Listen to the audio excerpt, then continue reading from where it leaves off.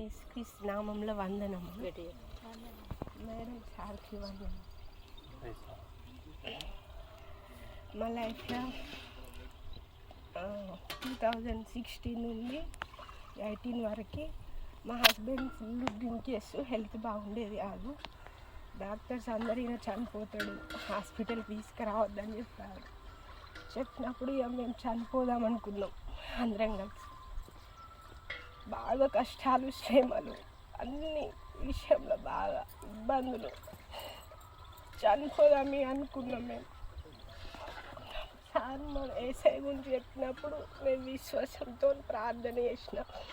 నా భర్త తాగుడు నుంచి సంపూర్తి విడుదల దేవుడు ఇచ్చిండు, ఆరోగ్యాన్ని ఇచ్చిండు, అన్నిటిని బ్లెస్ చేసిండు. ఇప్పుడు మేము బాగున్నాం. ఆయన ఒక్కడే మారు మనసు పొందాలని అందరూ ప్రేయర్ చేయాలి.